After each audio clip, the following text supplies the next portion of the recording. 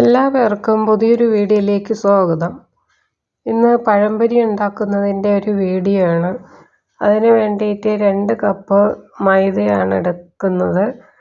1 cup മൈദ പാത്രത്തിലേക്ക് ഇട്ട് കൊടുത്തു. ഇനി 1 കപ്പ് മൈദയും കൂടി അതിലേക്ക് ചേർത്ത് കൊടുക്കാം.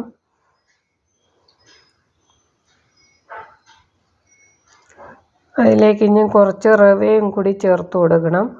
ഒരു 4 സ്പൂൺ റവയുണ്ട്. റവയും കൂടി ചേർക്കുന്നത് കൊണ്ട് നല്ല സോഫ്റ്റും നല്ല ടേസ്റ്റിയും ആയിരിക്കും. ഇനി കുറച്ച് പഞ്ചസാരയും കൂടി അതിലേക്ക് ചേർത്ത് കൊടുക്കാം. കുറച്ച് മഞ്ഞൾപ്പൊടി ഇട്ട് കൊടുക്കാം.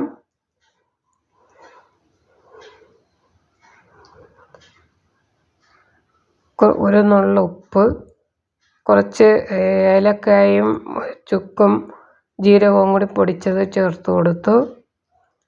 കുറച്ച് ബേക്കിംഗ് സോഡയും കൂടി ചേർത്ത് കൊടുക്കുക. ഇനി ആവശ്യത്തിന് വെള്ളം ഒഴിച്ച് ഒന്ന് കുഴച്ചെടുക്കണം. ഇഡ്ഡലി മാവിൻ്റെ പാകത്തിൽ കുഴച്ചെടുത്താൽ മതിയാകും. ഒരു പാകത്തിന് മതി. ഇനി പഴം കട്ട് ചെയ്തെടുക്കാം. ചെറിയ പഴമായതുകൊണ്ട് മുഴുവനെ തന്നെ ഇട്ട് കൊടുക്കുകയാണ്. ഇതുപോലെ ഒരു പഴം 3 ആയിട്ട് അരിഞ്ഞെടുക്കാം. അതുപോലെ എല്ലാ പഴവും ഒന്ന് അരിഞ്ഞെടുക്കാവുന്നതാണ്. ഇനി അരിഞ്ഞത് ഓരോന്നായിട്ട് കലക്കി വെച്ച മാവിലേക്ക് ഇട്ട് കൊടുക്കാവുന്നതാണ്.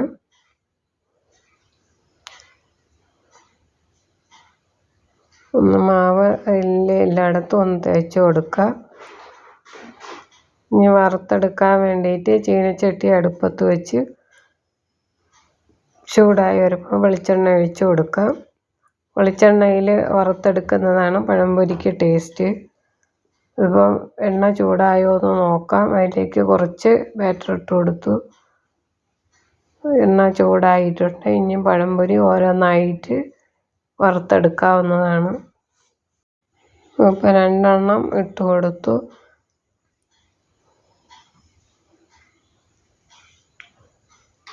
ഒന്ന് ആകുമ്പോഴത്തേക്ക് മറിച്ചിട്ട് കൊടുക്കുക.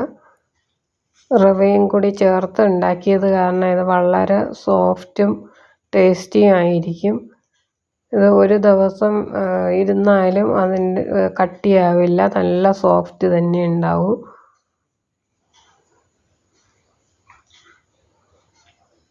ഇപ്പം റെഡിയായി വന്നിട്ടുണ്ട്.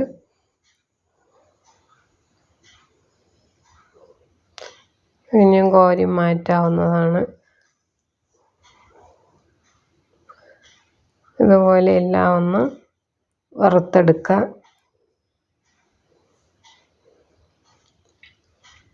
ചായ തിളയ്ക്കുന്ന നേരം കൊണ്ട് പെട്ടെന്ന് ഉണ്ടാക്കാൻ പറ്റിയ ഒരു ഈവനിങ് സ്നാക്സാണ് പഴംപൊരി. വളരെ ടേസ്റ്റിയുമാണ്. കുട്ടികൾക്ക് വളരെ ഇഷ്ടപ്പെടുകയും ചെയ്യും.